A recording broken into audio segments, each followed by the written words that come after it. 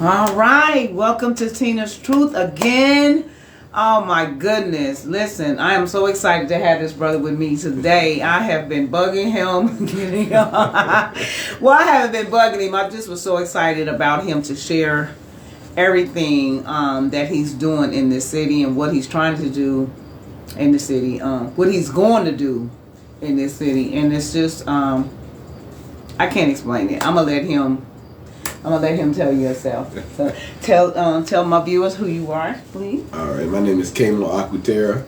I'm an Afrofuturistic generalist, self-described serial entrepreneur and community developer. Okay. All right. So can you explain to us, like, exactly what are you developing?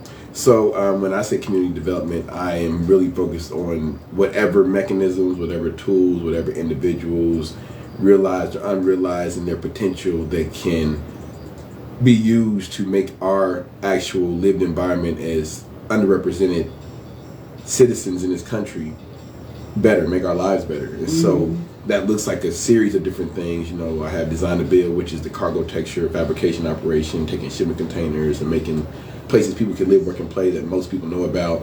Then I have other organizations that I've formed and currently running, like Trep House, which is focused on getting more black and brown young people into entrepreneurship, into investing, into innovation as a means of liberation, so we can free ourselves. Yes. Using the technology at our disposal, using the information and the accessibility to that information at our disposal.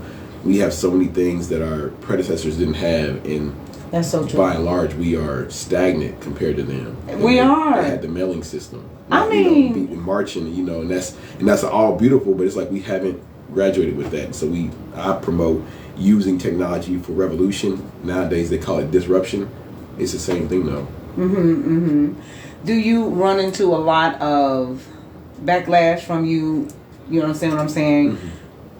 Putting people, like you said, revolution, all those type of things, you know what I mean? Like speaking up, making our people aware. Absolutely. You know what I'm saying? Oh yeah. A lot of times people look at that as, oh, he's making too much noise, he's starting a disruption. Absolutely. We got to shut this down. Absolutely. Have you ran into any brick walls like that? Of course, and that's all, like you said, part of the course, especially in your own hometown. We all talk about how much love we don't get where we're from.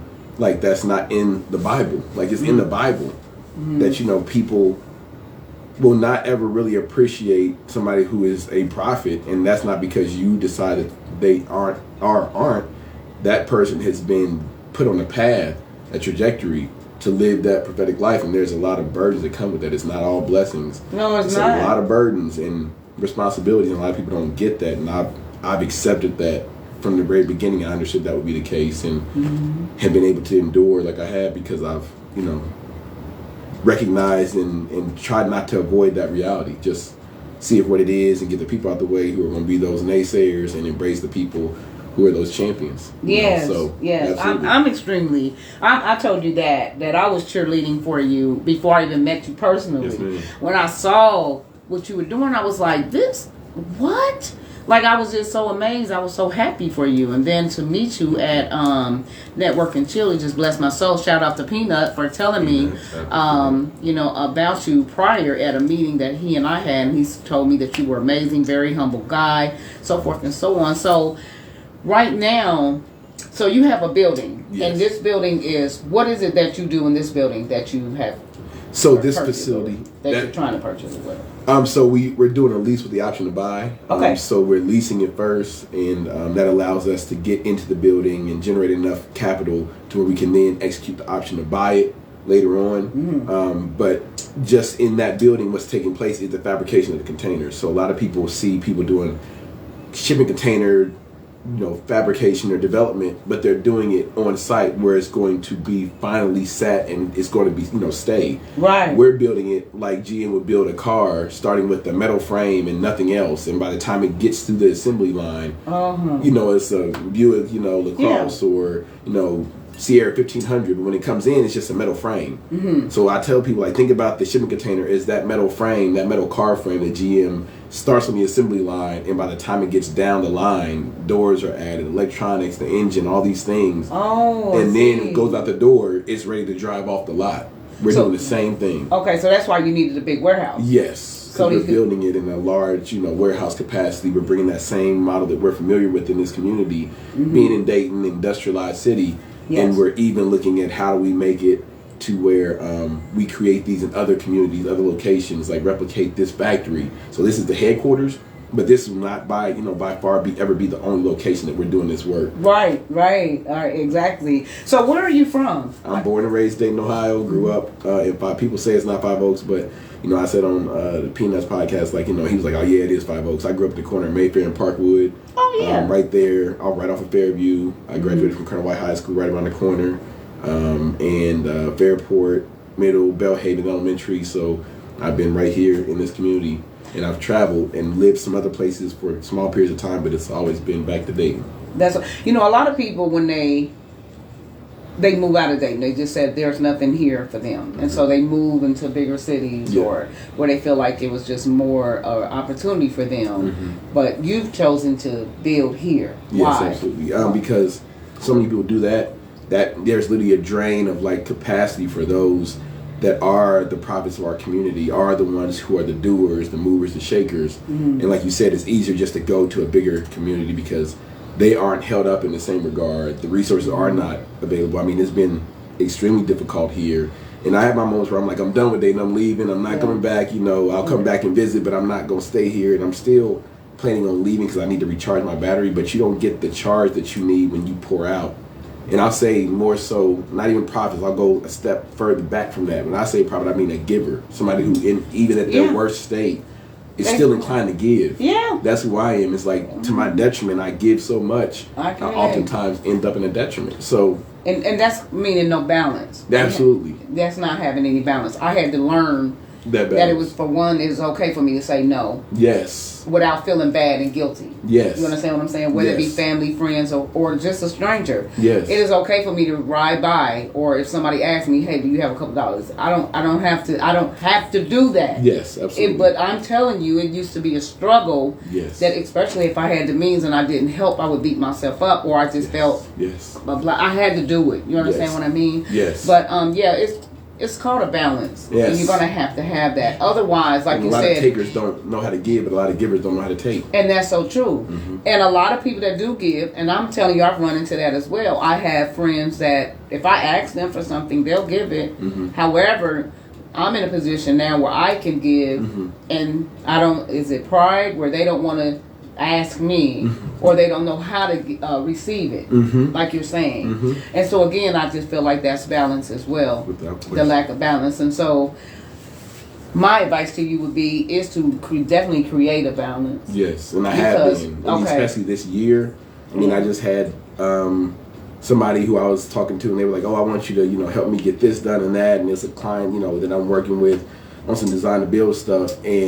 But what she was asking me to do was outside the scope of what was in that agreement. And I was like, well, that would be a trap house service, because now I'm going to be making personal introductions for you to meet people who can fulfill these needs. Right. And for me to facilitate that, because she's like, I don't want anybody that's going to be fly by night. I don't have to chase them down. I'm like, well, for me to facilitate that and be that person, my time has to be paid for, because right now I'm trying to raise $10,000, and that's where my focus has to go for me to be able to do your project and every other client's project in my pipeline. So I have to make that my priority. So if you need me to shift any of my energy away from that deadline by November 30th that I have to execute, you have to pay me for it, because then I can justify put my energy towards this, because that can go towards that $10,000 gap. That's right. And it was like, before I wouldn't advocate it like that. It'd be like, okay, yeah, let me see how I can help you out. And in my heart, I'd have known I should be making sure this ties back to my mission. But then, when I think about these things, like, these people aren't necessarily helping with my passions or my visions. So it's like, I have to protect those things, just like I would protect or advocate for my children, and I treat them like my children. And that's right. And I'm just getting ready to say, that's how I am about my peace of mind. Yes. I do not allow, I don't care who you are. Absolutely. It may sound horrible, whether it be my mother, I don't care who it is. I have to protect my peace of mind, because you don't really know peace until you don't have it. Yes. And so when I didn't have it and had a nervous breakdown, I realize now, like, no. And that come from, a lot of other things stem from that. But at the end of the day, I've always put other people first versus myself. Yes. It was always me, the friend that's running to the call. Like, you don't even have to tell me. If you talking to me and you selling me, you feeling a certain type of way. I'm on my way. Yes. But when it was my turn to reciprocate that, nobody was there. Absolutely. Well, they looked at it as if, oh, well, Tina Star, she's strong. She'll get over it. She done been through worse. And that's the danger of that. It's and like that's the danger that hero of it. putting that cape on. People are like, I mean, you're a hero. Can't you take this? And it's like, heroes aren't invincible.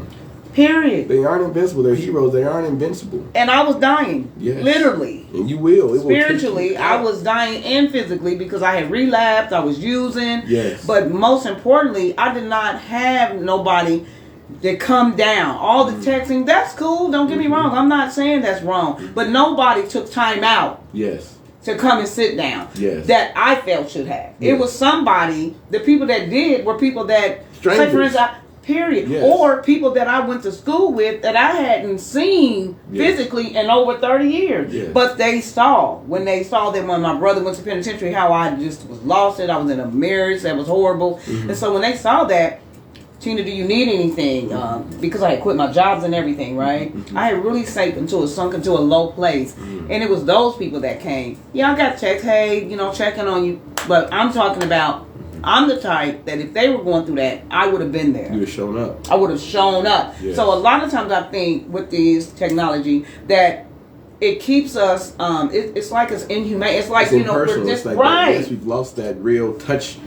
I need to pull up on you and see you because I can't get through on this single phone line. I can't text you. I can't check you on social media and make judgments about where I think your life is based off a small little post. But that's the danger also in carrying that and you not advocating, you not and that taking. Because I was just talking to a buddy of mine 2 or 3 weeks ago, and he was talking about, takers need to learn how to give. I'm like, but us givers, because he's a giver as well. I'm like, we givers have to learn to take because our cup gets empty, and by the time we realize it's empty, it's so low.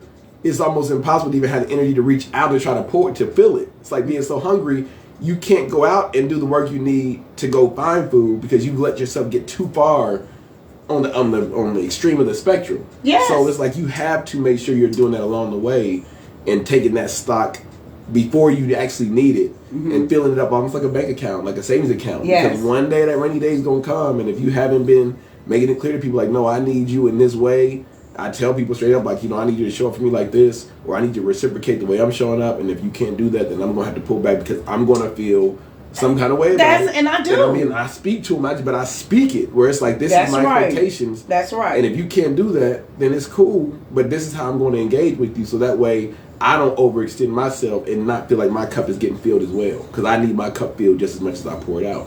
Absolutely. And I feel like somebody is doing something of a magnitude that you're doing I just can't tell you how phenomenal. It's like, where did this vision come from, brother? Like, you understand what I'm saying? Because you said you went to Fairport. And speaking of, my spiritual mother was Norma Mitchell. Was she a teacher of yours? Or was she Miss Mitchell? Yes, Miss Mitchell wasn't nothing to play. That's right. Yes, I remember Miss Mitchell. Yes, I forgot about Miss Mitchell. Yes. That's my spiritual mother.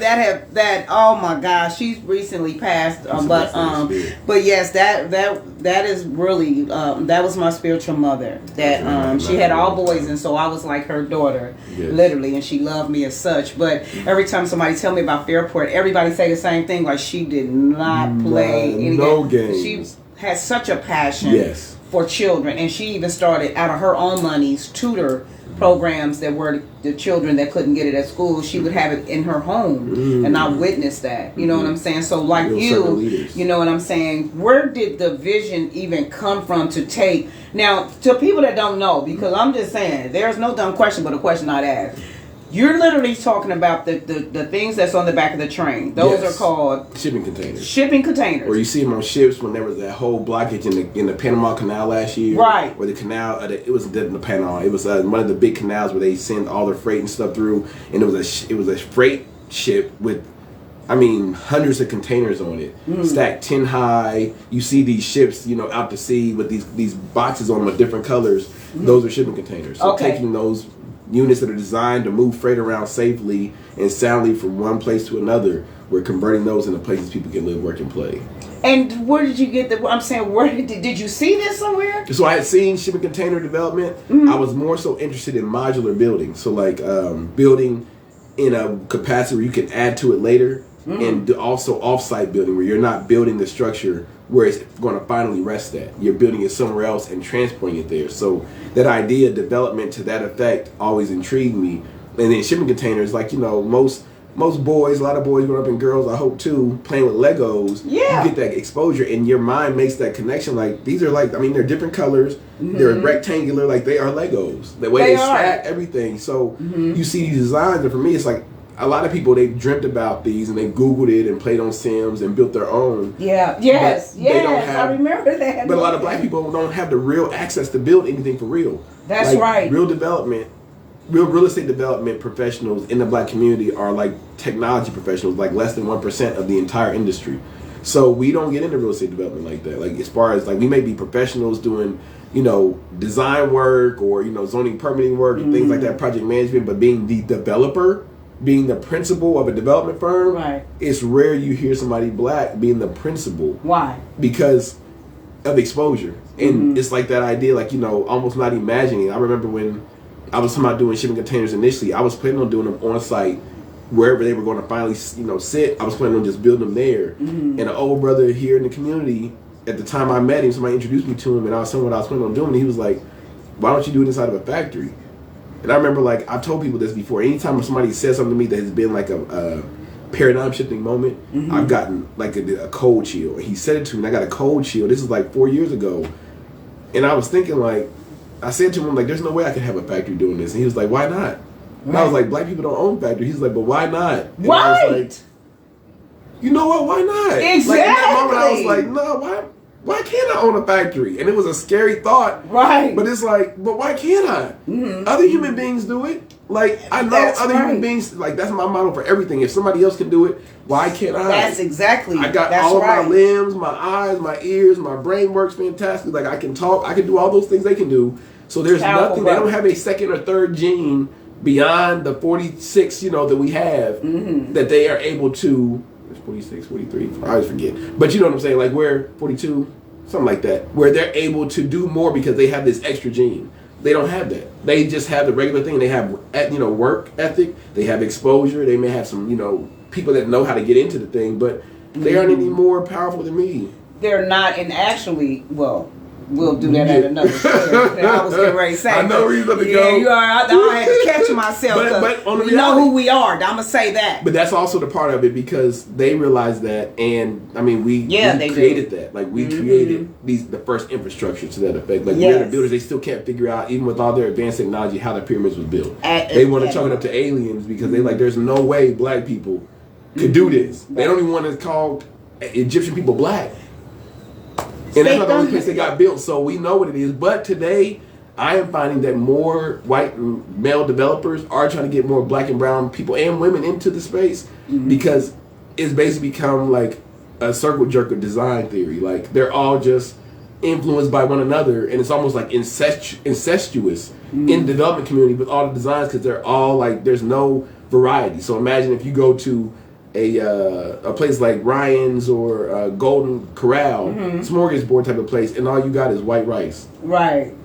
Like, that's what's on the menu. Like, white rice sauce, white rice, you know, dessert, white rice drink. Like, that's all it is white rice. So it's like they're knowing that we have to create variety. We need this in order for us to be stimulated to create new things. Same reason that we're so prolific in art in general. Design, architecture, that's a form of art. That's like, it is. Like, it's in the word. Like, it's, so we have to recognize that we could do that just like we could draw, you know, design digitally for Wakanda, for Black Panther. That's right. Like, there's no difference. That's right. The kids seeing that are like, oh man, that's a community where black people built that, so maybe that inspires them. Like, you know what, I want to be a builder.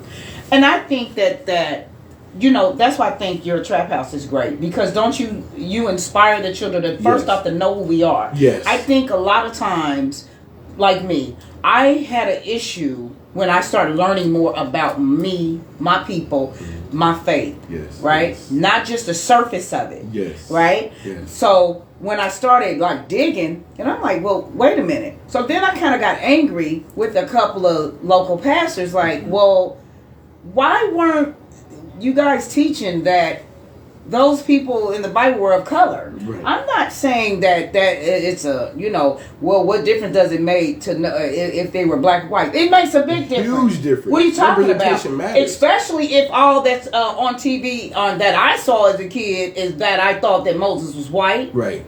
You understand what I'm saying? How you come to those places and even be that? I mean, it's logically, it doesn't even make sense. As I got older and I knew about, you know what I'm saying, geographical things, like, there's no way that could be that. But so why is it not taught? That's all I'm saying. Every other race in the world talks about their culture. Why is it that our black so-called churches don't share that, hey, these were people of color? Do you know how that would have inspired me? That's why. Or inspired a black boy that know that I'm just not, I don't just come from roots. Yes, that's why. That's not the only thing. You understand? Our history starts with slavery. It's in most people's minds, and that's all they know. So that we're already at the lowest. So considering where we're at now, we'd have made it. If you look at it, that's where you came from, exactly. And where we're at now, it's like you've made it. But if you look at who the wealthiest person in history has been, exactly, written history, it's like, no, that's what we come from. Like that's. We have descended to our lowest. Exactly. We're just a step above slavery. We're still just a step above slavery. Like we're still in slavery in a new way. And when Kanye said that, I'm serious. People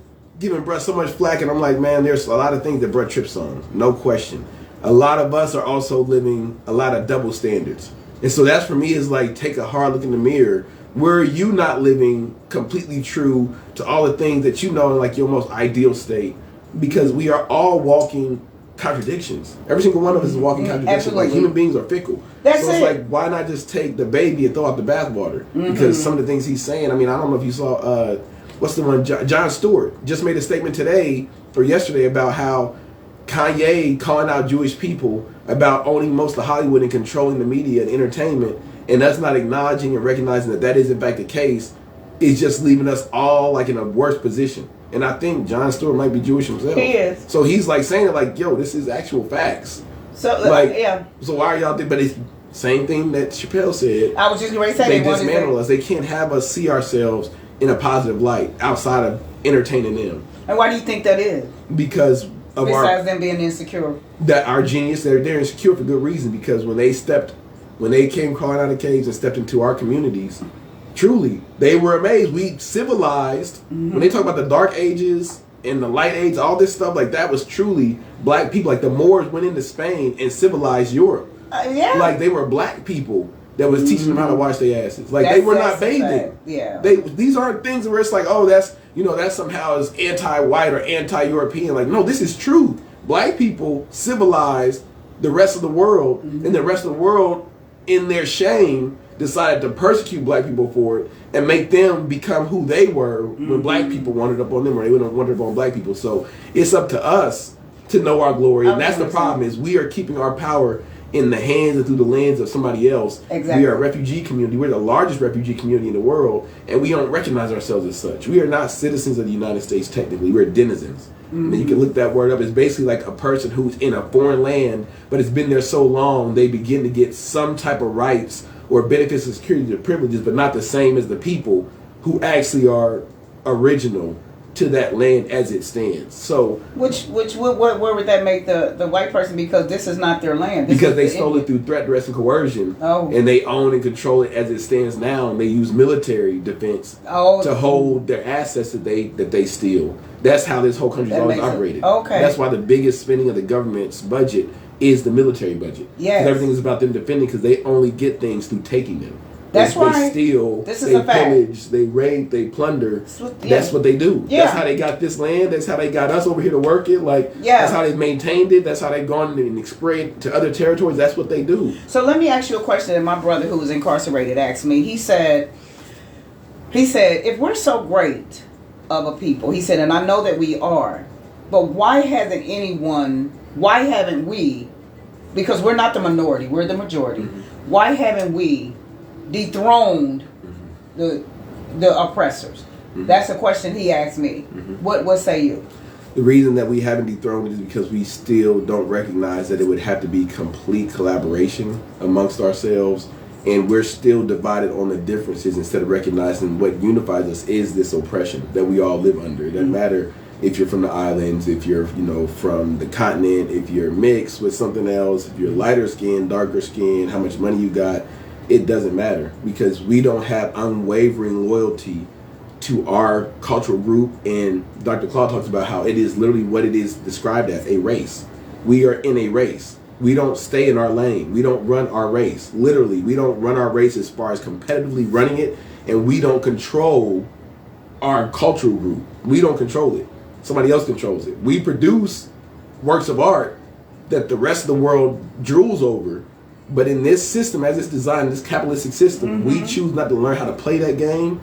And so, why? Does that go back to what you just said earlier? That fear is, we've been ingrained to believe that somebody else has to do it for us. That we don't have the capacity. Like, we've been so decimated. Like, we're praying to a God that, when you look at all the characters in the layout, like, yeah, they don't show God as a white person, but they show all the other characters as white.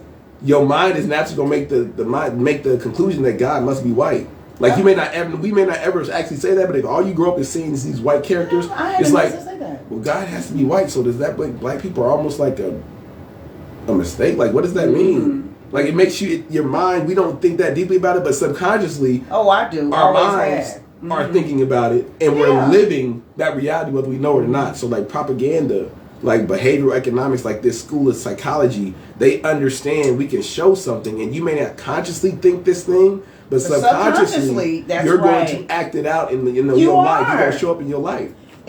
That's exactly true. So that's why it's so important to be careful, to me, with us as grown people and children, especially to be careful what they watch. Yes. And then you teach them. Yes. You don't wait on someone else to teach yours. You teach them. Yes. You know what I'm saying? Shout out to my niece O'Shea Lewis. She teaches her children. She homeschools them, and she teaches them Hebrew. They know 3 languages: Spanish, Hebrew, and of course Spanish, Hebrew, and then of course English. But so 2 other languages. However, this is what she do at home. Yes. You see what I'm saying? Yes. And they are like so ahead when they do decide. Your mom did that as well? She made us read. Yes. She worked at Children's Medical Center. They had book sales, and they would let her put the books that she bought on her paycheck, and they would take so much out until it was all paid off. So she would come home. What's your mother's name? Let's shout your mama. Sharon L. Smith. Shout out, Mom. Shout out to your mother. Hey, shout out. I'm telling you. I heard you talk about your mother on the Legendary Podcast, and it was so dope. I just was listening to you being, like you said, being well, not what I say bullied, or where you were bullied because you were smart and you were prepared, and they weren't prepared, so they kind of gave you slack, like don't turn your paperwork in because of this, that, and the other. I was bullied in the 4th grade, and a lot of people, because of my personality, they don't. It's like, what you were? I was like bullied. I was bullied in the 4th grade. I didn't understand. I didn't understand why didn't they even like me? Like, what happened? I came from over in the Fairview. On Fairview, actually, is where I was, on Melbourne. And then I moved on Anna Street, which is in Westwood. And it was like a total cultural change. Just from, even though we're still on the west side, it was just different. Yes. And whereas I had Caucasian neighbors, and we all played together, and it was unity. I mean, we didn't know any different than when I got over there.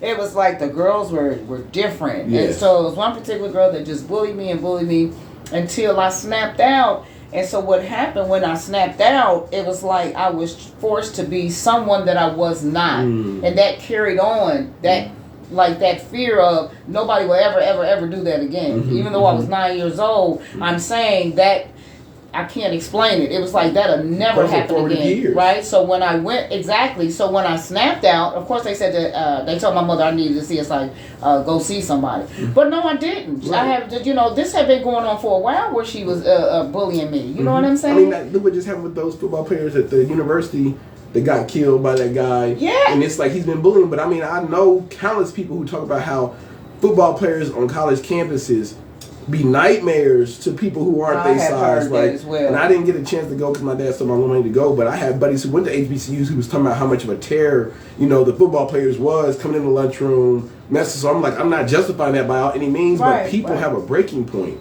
Yeah. And people think that, people won't snap, and it's like you cannot ever think that how far somebody's willing to go for that peace of mind. Yeah. That peace of mind, there's nothing more valuable. And like you said, you don't know how much it's worth until it's gone. And that's exactly. So to explain to me what, because I want our viewers that have children about Trap House. Can you please? How did that vision come? I know you saw the need, but yes, why was it so passionate for you to come up with the Trap House? And what is Trap House? Okay, so Trap House is a venture development organization, and I describe that to people basically saying like it's a place where we help you develop your venture. Okay. And we also help you as a founder develop, because a mindset shift has to be realized in order for you to achieve like whatever lofty goals that you have starting a business. Like if you're getting into business and you're just like, I just want to make money, that's not good enough. So we actually get into like, well, why are you starting this business? Why this thing? Is there a need for this in the market? You know, how do you check and figure that out? Once you determine that, like, do you really know yourself? You know, do you understand your personality? Do you understand how you communicate? Do you know your skills and strengths? And once you understand those things, you understanding how to read that in other people, and then saying, okay, I'm not just going to have this person sitting in this seat. I can actually go and analyze and find out if this is the best person for that seat. Because the reality of the matter is 95% of all of our businesses in this country, black businesses, will only ever have one employee in the company, the founder themselves. 95% of our businesses never hire nobody else, because we good with just being the one making a bunch of money. Yeah. If I make $1 million, you know, doing X, Y, and Z, and I don't got to hire nobody, I came up. In my mind, in most of our community, that's the mindset. Like, I make $1 million, I ain't have no employees or nothing.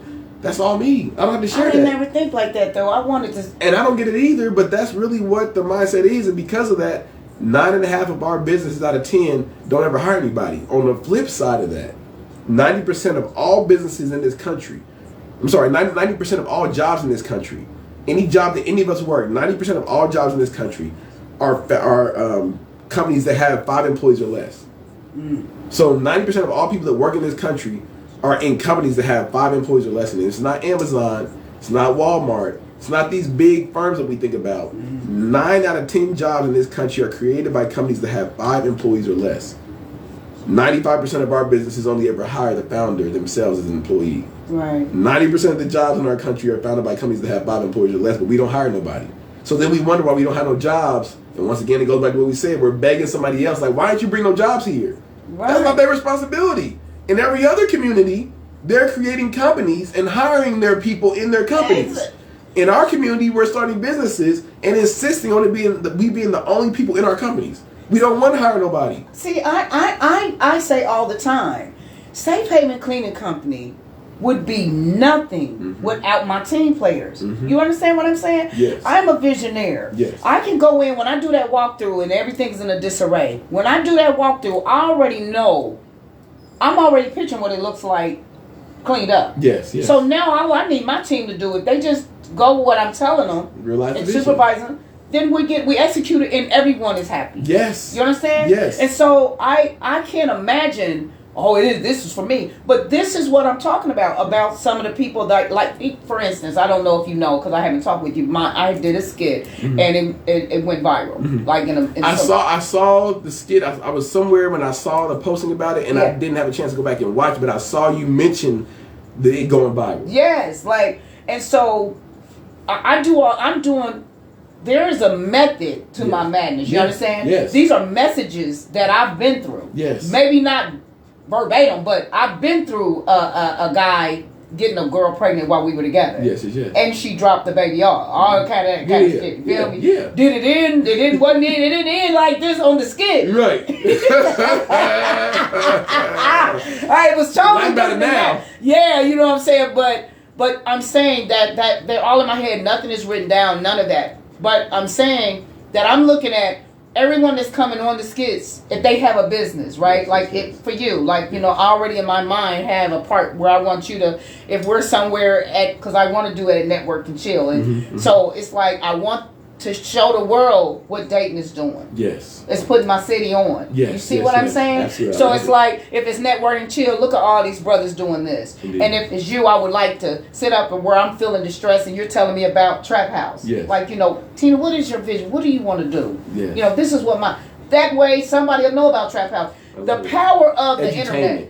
Do you understand? Yes. It's in entertainment, however, what are we entertained by? Look, all what is it, Atlanta Housewives, and people watch it religiously. So if I can get these skits going, I'm putting out a positive. Yeah, I'm keeping it real. Don't get me wrong, because I am unapologetically me. Absolutely. Now, if it offend you, move on to something else. It's a lot of videos. It's a whole lot of other things to look at. Yeah. But I'm going to talk about my faith, all of that's going to come into play. But that was the going out the door one. That's the one that kind of got everybody's attention because for one, it's real. Yeah. So, what were me right now with my company? I'm going to tell you my frustration is.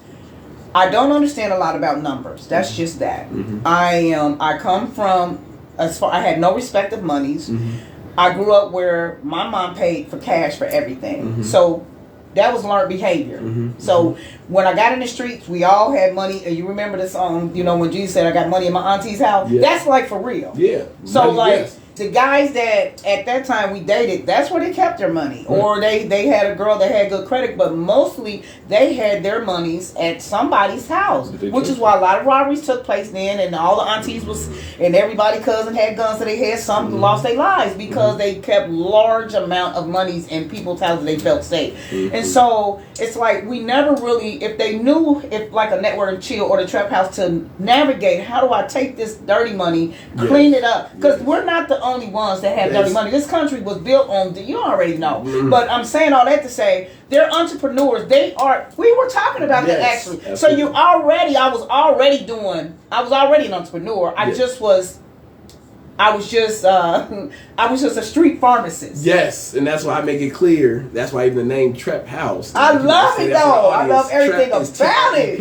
Yes. So it's not, people are always like trap, like no, it's meant to be a play obviously on the phrase Trap House, but it's the word entrepreneur abbreviated. So it's showing that in our culture, the grit that we have is the most valuable. It's been determined to be the most valuable characteristic of a successful entrepreneur. The grit, the ability to endure, and the ability to be creative, make $1 out of 15 cents. Like for real. What we've had to do just as black people existing in the world is what white kids go to Harvard to learn how to do. Say that. Because they don't have that challenge growing up. So they actually have to go through that artificially in this safe setting, this white collar setting, and we're going through it just by trial by fire. That's why those of us that are able to make it through end up being the Jays or the Nas's or insert whoever, Floyd, Tyson, they all come from those places. Oh God, yeah. And, I mean, the athletes too. It's not just Muhammad Ali, Richard Pryor, all of them. Some horrible experiences. Yes. But out of that, they were the roses that grew from the concrete, and they were able to, in their maneuvering, start to recognize,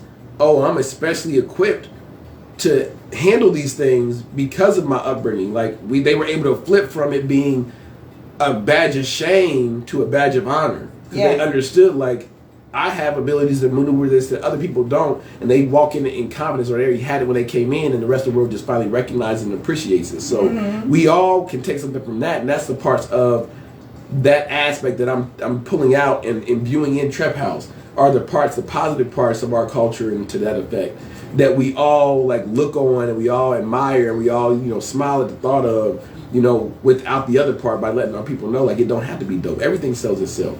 Everything you got on, everything I got on, the couch we sitting on, the phone we on, the social media platform, all this stuff, all this sells itself. Everything that we're using was made by another human being. This, my phone case didn't grow out the ground. That's right. It was a vision. It was a vision that somebody had. It was manifested. So it's why the fuck can't we do that? Why?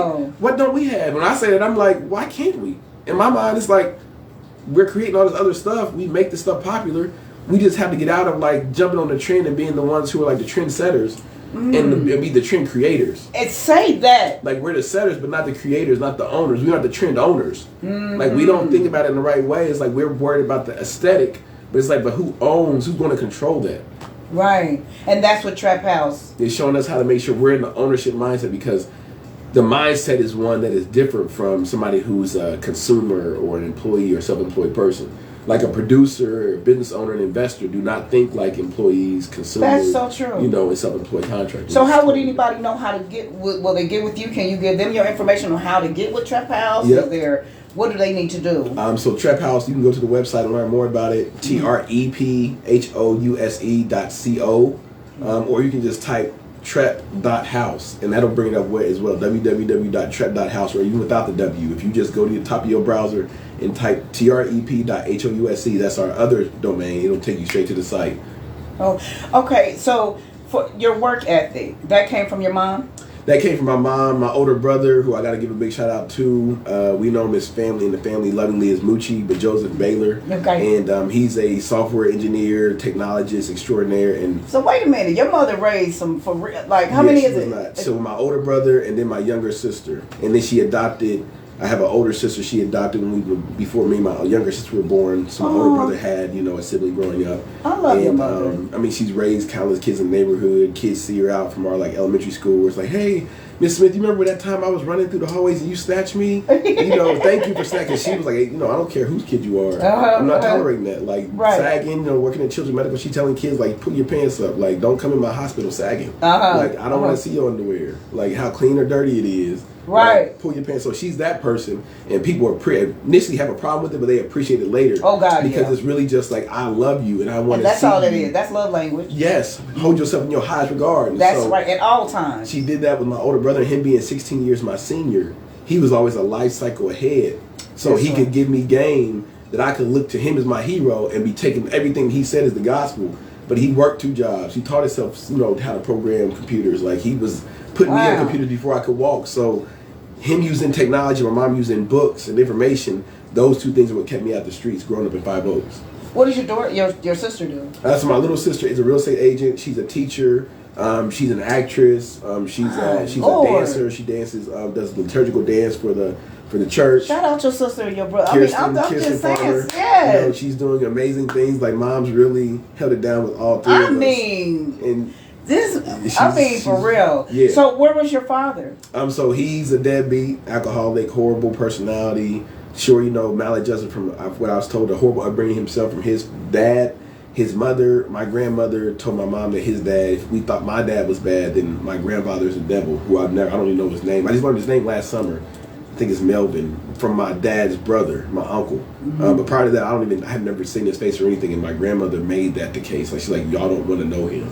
Really? So I don't know my grandfather. Your dad's mom? My dad's mom said we didn't want to know our grandfather. Wow. So I don't know him. And then my mom's side, she never knew who her father was. So I don't know either my paternal or maternal grandfathers. So my dad, me being missing my brother, was like my father figure. My dad lives in Cincinnati. He's still alive. He's had a series of strokes, and his mind has gotten even worse. But even before his mind was gone, just egotistical, very much so. Driven by money, and has talked about how my mom wishes he was as smart as he was or had the degrees he had, and that's why we grew up poor, and we're always going to be this way, and just we're never going to be happy or have anything. But my mom was like, but I have my children adore me. Like, if I call them for anything, they're there at the drop of the hat. Like, call them right now and ask them for something for you and see what they say, because of how you treated him. Like, he's done horrendous things, in a small gap of time. My little sister, he stole my loan money to go to college. Just really bad person. And that's what got me into entrepreneurship, was that experience with him taking that loan he got from his job for my college education back in 2003 and just basically running off with it, where I was supposed to. He was still in the home at this point? No. He hadn't been in our home since I was 2 or 3 years old. Okay. He had been pretty much absent. I could count on 2 hands the number of times I saw him up to high school. And then all of a sudden he came back in the fold, was like, hey, I want to try to do what I can. I know it's too late to be your dad, like that, but at least I can be your friend. Do you have anything you need for college before you go? Because he has a master's in engineering, so he's like, I know the value of education. Your dad has a master's in engineering? So he knows the value of college. Right. And got a loan from GE. He was working at GE at the time. And basically, I talked to him the night before, had the car packed, had, all the stuff in the car, had everything on my list, had talked to my dorm mate all summer, had my dorm assignment, everything was ready to go. Just that $10,000 of unmet need was all I had to cover. And I talked to him the night before. My mom was like, when he comes up with the check, it's going to be like a baton handoff. We'll jump in the car. I'll drop you off at Tuskegee. And that next morning came, and he didn't come. And the day after came, and he didn't come. And the third day came, and he didn't come. My mom was like, well, just go unpack the car. I guess you're going to Sinclair. So that was I remember just looking at the screen door at the rental car, I almost got out this raggedy motherfucker too. Right, I know, man. How does that make you, when you think about it, does it still, can you, like you said, you can remember, yesterday, that feeling? Oh, I could cry right now about it. Yeah, I'm saying, that hurt, man. And that really was a time, so like you said, for 9 years old, when that happened to you with that girl, for me, that was if my own father, who understands the value of education and knows where I grew up at, would steal my chance to get out of Dayton, Ohio, knowing there's nothing here. Like, what else would anybody else do with money? So as I was making this transition to use entrepreneurship as my second option, I was still in this mindset, like, until literally this past spring. So I went through a program that was meant to help you break through your childhood trauma and limiting beliefs. Yes. Called the BBA, Boston Breakthrough Academy. And it helped me realize, like, I had basically told myself, I don't want to be like my dad because he's a rich asshole. And I was grouping the rich part with the asshole part. So I was automatically assigning rich, or wealthiness, money, to be an asshole. So I would always give anything that I had away. So that way I could never be an asshole. That's so right. So like, bro, with all the stuff that you know and you've done, why aren't you balling out of control? And I was fearful I would lose myself because I know what I have the capacity to do. I know about credit. I've had 6 figures worth of credit cards. I've had all that stuff, like, luxury cars, all that. And it was still always this fear of, like, is this going to ever consume me? Change you into being your daddy. Yes, I don't want to look down on nobody. I know I'm not better than nobody. Like, I know all these things, but I'm like, I can see how easy it is to have this stuff and think that you're somehow better. So I've always tried my best to live as close to a pauper's lifestyle on purpose, like giving away everything, not really allowing myself the luxuries from all the hard work, and that has caused me to be near breakdown mode where it's like I'm pulling up and going to things like, and I'm walking to stuff or getting an Uber, barely having to borrow the money for the Uber to go talk on a podcast about my last investment deal. But it's like, yeah, I have money coming in, but I'm still finding ways to sabotage myself. And then I'm feeling like a fraud because it's like, I know I can have the money, but why do I keep not letting myself have it? And that program helped me understand, like, because you've been so worried about being like your dad, you've been fighting that. So I had to, like, call him up this year after not talking to him for like over 10 years and just tell him, like, I love you. I respect who you are in your journey. And I just want to at least have some type of reconciliation. I know we can't ever be super tight, but I just don't want you to die, and I don't at least have a conversation with you and let you know how much that hurt me, how much you hurt me, and I still love you. I still just want my dad. Like, I've always just wanted my dad. And at the end of the day, that's really all you ever wanted. Absolutely. That's it. I know that's for me. Absolutely. My father was not in my life, and I was searching through the men, even though I had, stepdads that stepped in. I don't even call them stepdads. I call them dads that stepped in where he wasn't. Yeah. And I held on to so much anger for so long, brother. I'm talking about, I knew I was angry, fuck him, and you know what I'm saying, something happened to that nigga, you know what I'm saying, and he needs some blood, he better get it from my sister and my brother, he ain't never did nothing for me, but all that was what I was really saying is, I'm so hurt that you're not in my life. Absolutely. Why don't you want to be a part of my life, Daddy? That's what I was really saying. Yeah. And I didn't know that. So that anger was nothing but pain. Defense mechanism. The defense mechanism for me, because then that's what caused my journey looking in older guys, looking for a father figure. Absolutely. You see what I'm saying? And then learn behavior, like from even just learning, being in toxic relationship, abusive relationship, as I share a lot, that was learned behavior. Yes, absolutely. Starting from my grandmother on down to my mom, because after they got into an altercation, we woke up the next day and then nobody left, right? Yeah. So that's all. And my therapist said to me that, I said, why do you think that sometime I'll still want to latch out, go for the juggler? Because when I get angry, that's what I go. They try to create a balance for me because I did not have one. Yeah. You see what I'm saying? And we need anger to protect ourselves in our community because otherwise people see you as weak. And you will get devoured, especially the lifestyle that I was in. Yes. I could not say to you, hey, that hurt my feelings that you, whatever you said. They'd be like, you already know. See what I'm saying? So no, it hurt my feelings. I would have got devoured. Exactly. So again, so the anger kind of worked for me for real. Yes. And then remember the bullying. Yes. So it's like, you're not taking shit from me, nigga. Absolutely. Whether I'm a woman or not, because I know I have to go 10 times harder because I am a woman, right? So you're not gonna do that. Absolutely. So I'm gonna have to go hard at it, and that's how I went, and that's what everybody knew. Some of my childhood friends, of course, I've always been, I've always spoke what's on my mind, but I'm saying I wasn't. That's not who I was. As a woman. No, and that's not who I really was. I really wanted everybody to like me, and it really did bother me that people didn't. But then, you come up with the, no, fuck you, I don't care. You got a heart in your heart, but deep down, what you're really saying I'm saying, damn, that hurts me. That hurts me, and I don't just, know why you don't like me. Right. You feel me? So now, you know, I was able to really share that with a young lady that's in my life. I was able to really shed some tears and say, look, what happened? Yes. Like, that was so weird to me because I'm so used to saying fuck you. Right. Like, you acting weird to me. I just told a sister not too long ago, I told her, programming at its basis form is where what right feels wrong and what's wrong feels right. And she's like, what do you mean? I'm like, think about it. All the things in our culture that we hold in highest regard, you know, this like that just comes with our blackness.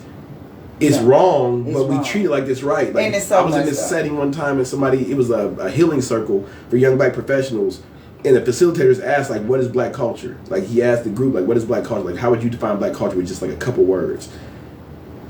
And I was like, beautiful pain. And everybody was like, that's deep. And I was like, our culture is literally beautiful pain. Yeah, that's good. That's what that. We relish in the pain because we know the beauty that it creates.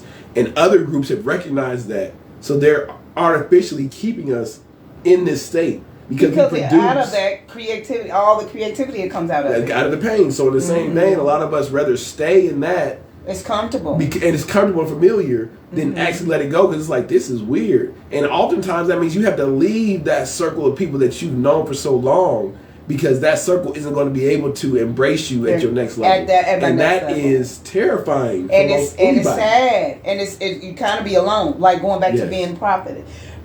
With the gifts that I have, I've always been different and weird. Never really been, you know, even though a lot of people know me, you would say somewhat popular. However, there were a lot of people that just disliked me just because. I never understood that either. Not saying that I haven't. I'm not by no means am I saying that I haven't made any mistakes. But overall, I'm a solid person. Absolutely. If we together, we together. Yes. So if you moving different, that's some shit on you. It really don't have nothing to do with me because what you see is what you get with me. I just told you I was a friend that come running. Yes. But it just wasn't. Now the circle that I have, them sisters check on me. Yes. Like now the network and chill. I got brothers and sisters now that the Most High are bringing in my circle because see, I attract what I am. Yes. So now I'm different. Everything around me is different. Yes. So a lot of people got removed out of my life. Right. It was painful though. Absolutely. Like damn, why we don't? But it was they couldn't stay. Yes. They could not stay from where I'm going. That don't mean I'm better. I'm making better decisions. Yes. I don't think I'm better than you, but I am making better decisions. Yes. Not even so much for you, but for myself. And that's all. That's it. So like sitting here talking to you, this to me is like I guess somebody would say like if they were excited about a celebrity. I wouldn't even be this excited to talk to. Well, I used to love DMX. Now I would love him, but I'm saying talking to you is more important to me because for one, you right here in this city, listening to you be transparent about your life. You so humble, like you said, you had credit cards 6 figures. Then you got people that get a damn car. A 2022, and they broke as hell. They paying these high car notes, and they think they better, or they may look back down where I stay. You understand what I'm saying? Absolutely. Or what? Because my car's paid for, but it's a 2014. But they'll look down at that like I'm not popular, and that's what a lot of young people told me that if you don't drive this certain car, because they're looking at TV and they're measuring themselves with celebrity, so it's they like don't have any self-worth. No self-worth. You need everything outside all. of doing it. You need tattoos, you need jewelry, all that. Gold teeth, the clothes, because you feel like you yourself are worthless. And all that's these so other sad things to that me. you hang on yourself or you're inside of, driving or living in, now are some representation of your value. And it's just sad. And it's really, really sad. And it breaks my heart. So that's why I got the vision I came up with, the divine healing. It was for the women, then it was for the men and women. And we were able to just talk about these things, and I was able to share, my story along with other people sharing theirs. But I'm telling you, brother, I may not have much, but if I give you, it's a scripture that say, how much did the woman with the mic, she only had a little bit. And that scripture where it says, who gave the most? Yes. Was it the one that had all the money that gave maybe so much $20, or was it the woman that had a penny and gave all that she had? Absolutely. Well, she gave all that she had. She gave the most. Absolutely. And that's what I'm saying. And I don't know why I'm getting emotional. I guess because I really do believe in your vision. I've cried before. Don't do it. I've been holding back this whole thing. I guess because just hearing your story, brother, and how painful, I can't even imagine, because it was painful for when my daddy didn't show up. He had never done much. I mean, but he stood me up on my wedding day. And he didn't show up. And that shit hurt me. I'm talking about, man, listen. But the beautiful part was, though, is my grandfather who, oh my God, I'm telling you, that dude, when I saw him, I knew I was learning of myself. Like, it's so deep, I can't even explain it. But he walked me down. And my grandfather, quote unquote, didn't even believe in God. So for him to walk me down that aisle, to put on a suit and walk me down there and be in a church that he don't even believe in. And my pastor at that time, shout out to Bill Mitchell, Pastor Bill Mitchell, well, Bishop, they were best friends as kids. So it was just a beautiful thing. But it hurt nonetheless that he, and my mom saw him. And he said to my mom, "Don't tell Tina you saw me." Like I asked him to come to a card game. Yeah. This was like one of the most important. Just one day, you just one day. I'm just asking one day to just walk me, just do this for me. It meant so much. And your name is all on the program, and you chose, nigga. You chose not to come. Now he's passed on, and I love him, and I made amends to my daddy. But I'm not about to make him into some hero that he wasn't in my life. Absolutely. What he is, and my sister and I just had this conversation. I know it may sound weird. I told her because I love my sister.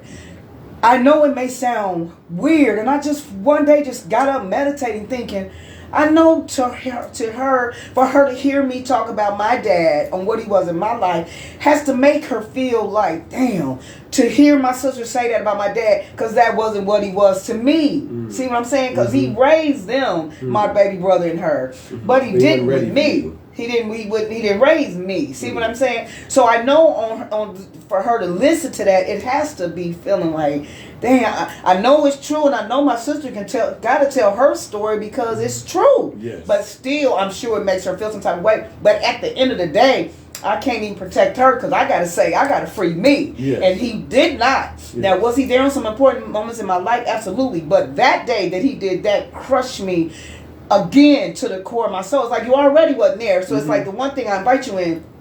So it's nothing compared to college, but it kind of is the same thing, because when a girl gets married, that is so important to her. Yes. Like, you know, oh my God, I'm getting married. I'm 22 years old. Like, I've left the streets, and I gave my life to the Lord, and my dad's getting ready to walk me down. This day is special. Yes. So it's like a no-show. Yes. So now my granddaddy got to go and get a suit on and walk me down the aisle. And it's like everybody acts like, where James at? You know what I'm saying? What I'm saying? And you had to explain and that. I had to explain that, and every time I thought about it, it's like I'm thinking about it, and I'm still interacting with my sister and my brother, and I'm so bitter. So no, I don't have good shit to say. You know what I'm saying? Absolutely. And didn't give a fuck what they thought about it, because this is what happened to me. It didn't happen to you. Absolutely. You feel me? Absolutely. So I learned that, but now when I was able to make amends, and I'm gonna sum it up because I know you gotta go, but I was on the bus. I was working at MCL, and I'm telling you, for 5 years straight, call your father and apologize. Call your father and apologize. I was like, this got to be the devil. Ain't no way in hell God could be telling me to tell him to apologize for what? Right. Like, what do I apologize to him about? And this was so powerful. He said, if you say that you serve me, who is all-knowing, I knew that your father was going to be your father before the foundation of the world. It took his DNA, your mother's DNA, to create you. You need to apologize to him simply because he's your father, and just be obedient on what I'm telling you to do.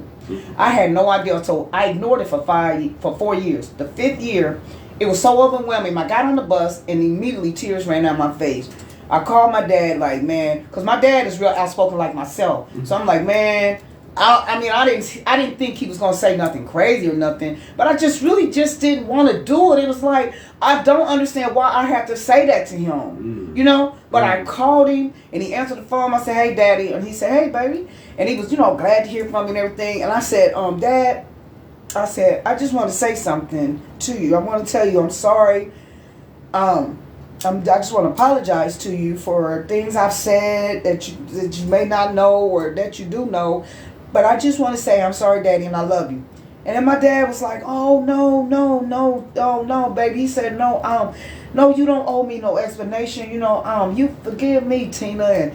And I just was crying. And I said, Daddy, God told me to say that. And because you're my father. And he told me, he said, the Creator is awesome. And my father was he studied Islam. And he just was he's a powerful, very intelligent brother. Everybody loved him. You know what I'm saying? A lot of my family members say that I act just like my dad. Just have so many characteristics. My grandfather in particular used to say that I reminded him so much of him. But I see it in myself as well. But that did something for me.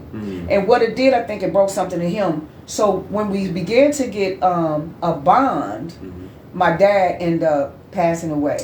And so I beat myself up for a long time, brother, because it's like, I felt you took too long. Yes. Had I did what the Most High said do 5 years prior, but I allowed my anger and that ego, like I ain't saying shit, to do that. So I often think about, damn. So then the flip side of it would be like, well, he missed out on.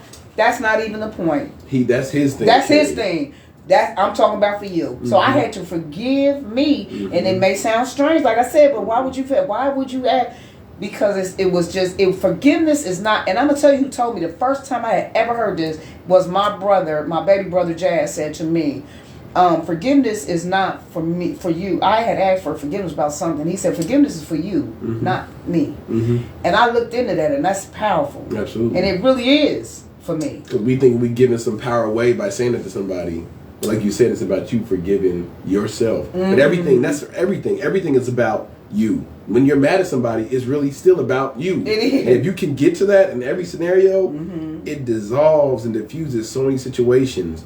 And I had naturally been the person where it was always like, well, what could I have done better in the situation? I didn't know that was like out of the ordinary until a few years ago when people were like, most people don't just think that. Like my first default thing was like, what could I have done in that situation where that didn't turn out like that? Like what role did I play? Because I've accepted responsibility at an early age. Like I know I played a role in it. That's powerful. Innocent bystander. So it's like, what could I have done better, and what can I glean from that? So the next time something like this comes up, I'm more equipped to do a better job at it. Like I look at life as just like a series of zigzags forward. Like I say, I'm going up and to the right, just like a price chart where it has its dips and it has its peaks, and and it zigzags, but it's still heading up and to the right. Ultimately. And that's a beautiful thing. And see, I was justified. I felt justified in my anger. That's how, because I was so wounded, because some hurt people. Yes. And that's it. And I learned to assassinate people with my mouth, which we know life and death is in the power of the tongue, and those that eat the fruit thereof. I mastered how to assassinate you with my mouth. Again, it was a defense mechanism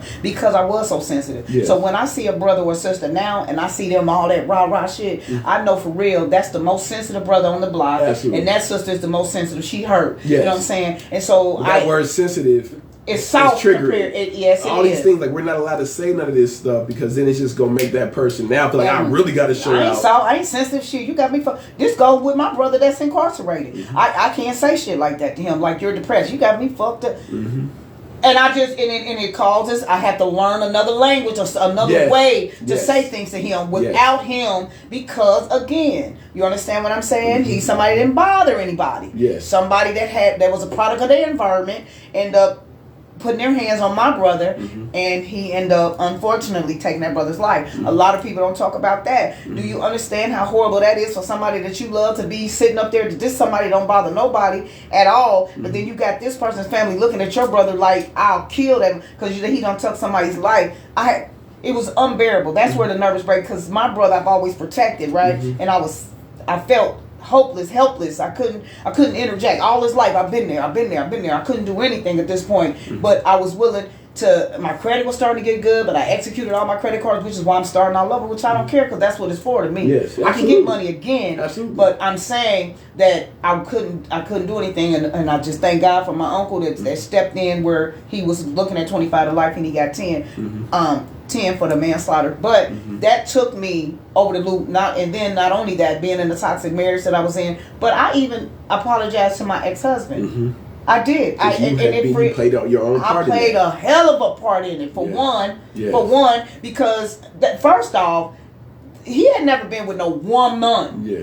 He's 15 years younger than myself. He had never been with a woman, and not only a woman, but he had never been with nobody like me. He didn't even come from a family, like he comes from a great family, not demeaning mine or anything, but I'm saying the way he was raised. He wasn't used to the arguing where our dog talk. Oh my God, talk about whoever your ancestors on your mama and daddy side. That kind of, he wasn't used to that, so that would bring something up in him that would become physical. But see, again, that's all I knew though. That's not all he knew. You know, and you needed that to self. You had to create a self-fulfilling prophecy, because what's wrong felt right, Yes. And you were programmed, and so now you need this to feel normal. You need this to feel, for the relationship to feel healthy. You need the toxic part of it. Self-sabotaging, like you said. Absolutely. They said sometimes when you're so toxic, when everything is peaceful, you'll create something. Yes, absolutely. Because in order, see, now that's not the case. Mm-hmm. This is why I changed the colors in my house. Everything I come in is vibrant. Yeah. This is why I change everything. I think and meditate. I do everything that I have to do. I have to do my part to keep me. I can't say, well, he made me because he made me. No.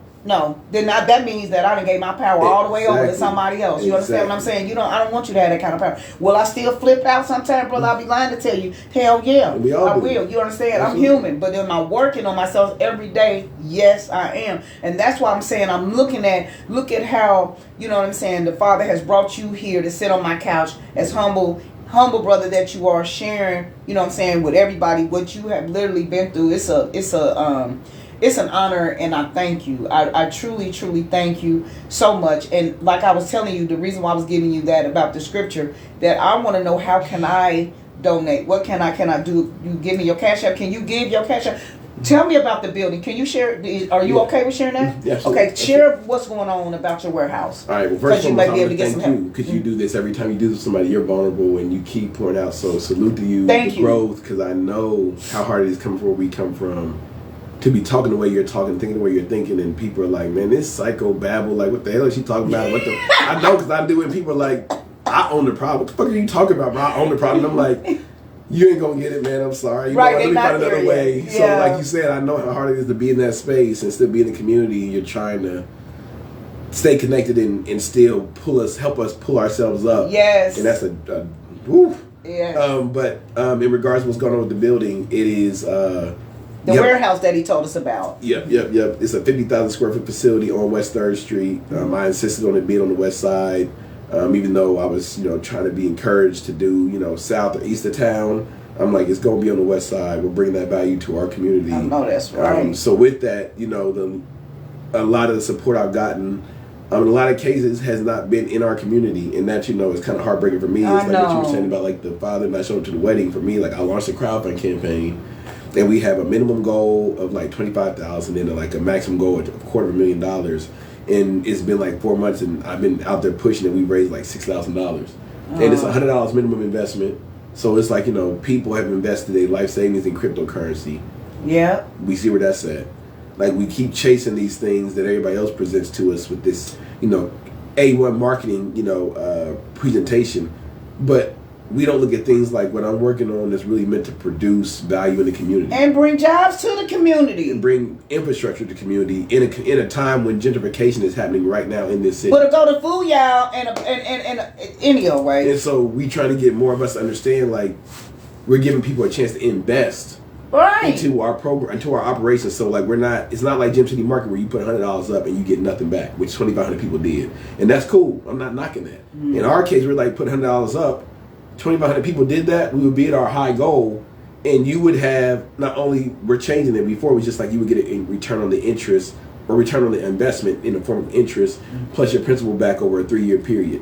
But a lot of people were saying the interest rate and return weren't high enough for the risk that they felt like they were taking. So we're changing it now to where you can either keep that same scenario and just get a return on the investment, or you can take what those returns would be and convert them into equity in the company. So you get paid dividends just like anybody would owning a share or a few shares of Nike or anything else. Okay. So we're changing to where people have equity, because we got a lot of feedback that people want to have equity with us, and we just didn't do equity initially because it was hard to, as a co-op, figure out how to make it where everybody has that when every single share is equal. Like, it doesn't matter how much money you put in, your share is still your share. Now break down in the lamest terms, because like I said, I know you have to go, the equity and what does that mean to us, like people like from the streets? What does that mean? So basically, like, if you bought an ounce, right, and I paid whatever for that, are you saying what is the flip of it? Or you're saying, so like, same with equity is like if it was a pound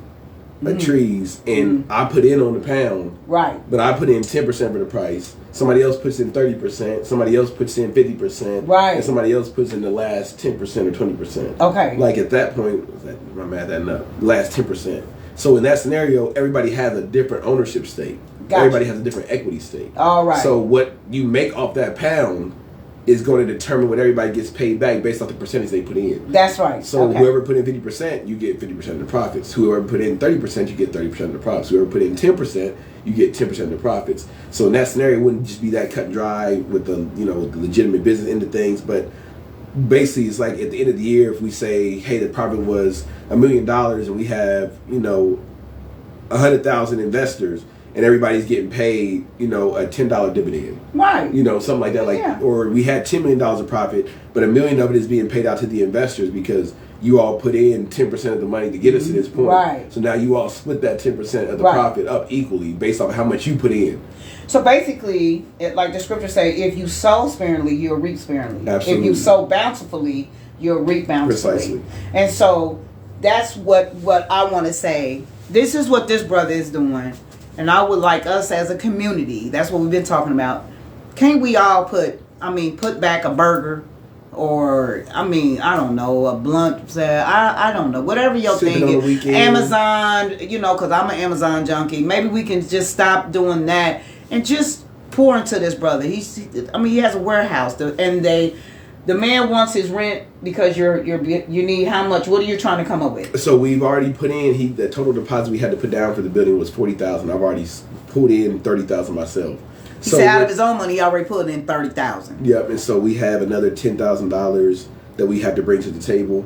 By when? By the end of this month, and we have a few sources we're working.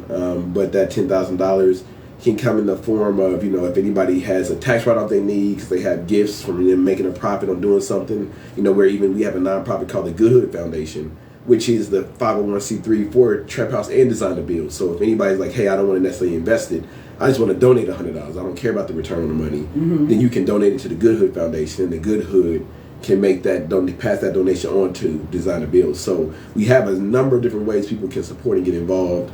And it's really just people saying, hey, I want to put $100 towards it, which $100 gets you a minimum buy-in. You can put more up. We've had people, Jasmine Brown of Delish Cafe put $1,000 up. Mm-hmm. We've had a local real estate investor put $1,000 up. I had a family member put $1,000 up into the crowd fund. So people put in larger amounts where they're just like, I know you've been working on this for 3, almost 4 years.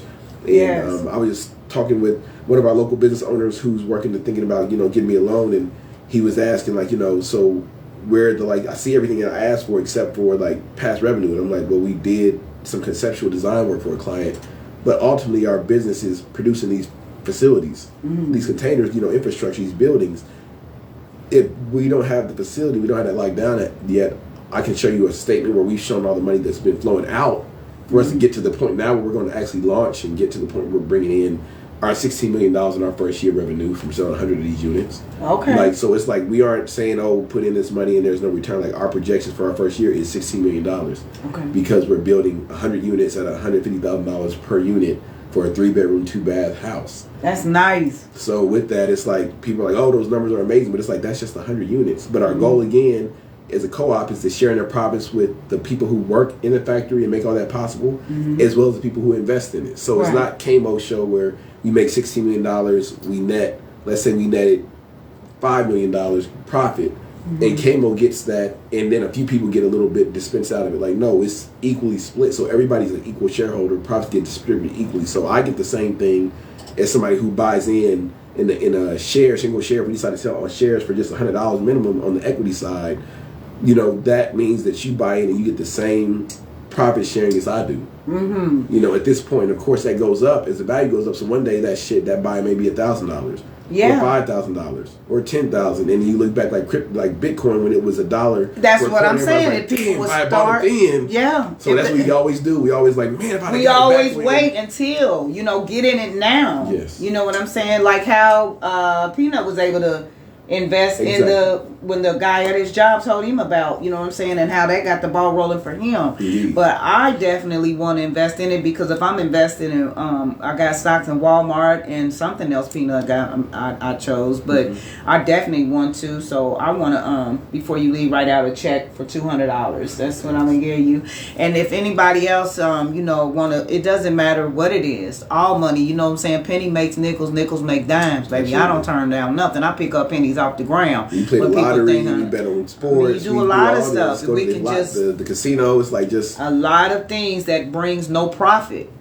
And so this will bring a profit. I'm not saying if you don't hit the number. I'm just saying, but if you look at it, you don't put way more money in playing the numbers than what you done got back, unless you hit the super lotto for all that kind of money. But if you're just doing it on a regular basis, you don't hit every day. Right. But that's a bill. That's something that you do every single day. So I'm not telling anybody how to spend their money. All I'm saying is, can we do something different? Yes. This is a brother that needs some money to raise, to bring monies, jobs into our community. He's already taken his own money and put in it. So that just not just jobs, but eventually, as we're building this, we aren't building these containers for, like, rich white houses, people. yeah. You can invest and have your own Airbnb, community. So we're setting up to where, like, we're working with local institutions to provide financing where people can be like, you know what, I want to build a couple of vacation homes for people that are, coming here for work on the base or whatever. Yes. And so we're creating wealth opportunities by letting you develop in a way that you couldn't before. Because before you had to go to Shook or Miller or Messer or any of these white firms, and they aren't going to take you seriously. But we're giving you the capacity to build something smaller to start out with that you can add on to as your money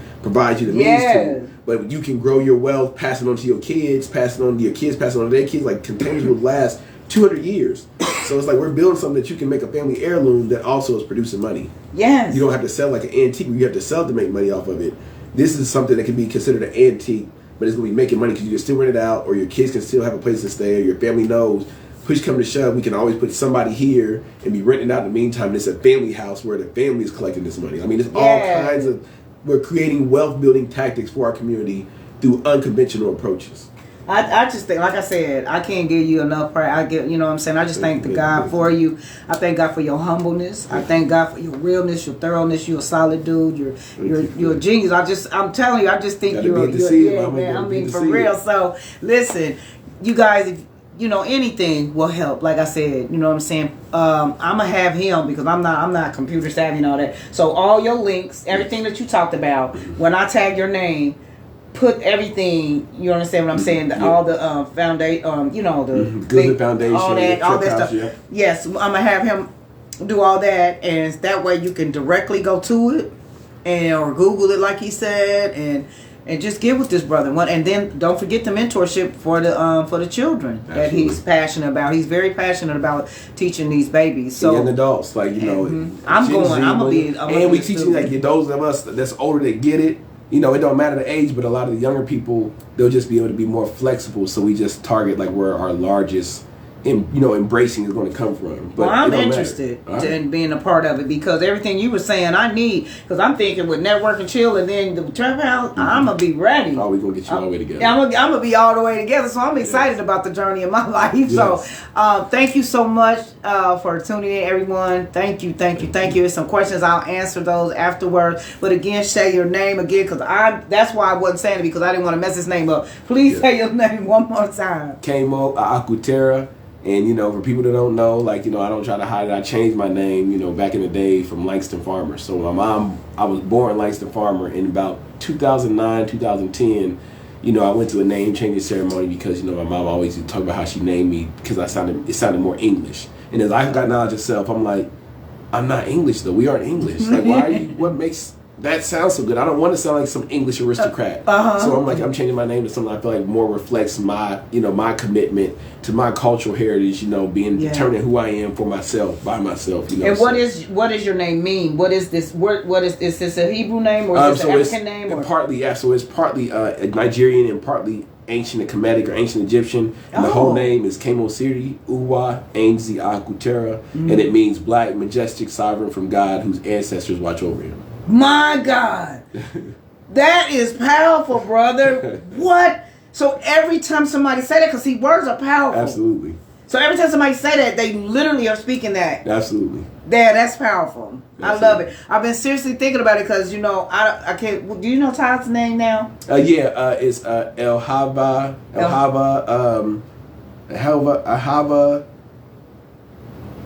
Sayon or Celion or something like that. Yeah. I'm feeling all of that because I'm seriously thinking about it. We got to define ourselves and make for real, learn our names just like. For real. Like we have to learn theirs because I do want every time somebody to say that I want that spoken on my life. That's powerful. I love you. I love you. I mean that, brother. I mean, for love real. you. I know. I love you too. Man. I mean, I've been owning y'all. I'm telling you. When I want something, I'm very persistent at it, baby. So all right, thank y'all for tuning in. Saniqua, Gloria, all hi everybody. Thank y'all so much for watching. Again, get with this guy. He's going to tag everything in there, and I'm going to have the information, or y'all can inbox me or inbox him. He will get back with you. This dude is the most humble guy you ever want to talk to. I'm telling you. You see it. All right. Have a blessed day on purpose. Peace.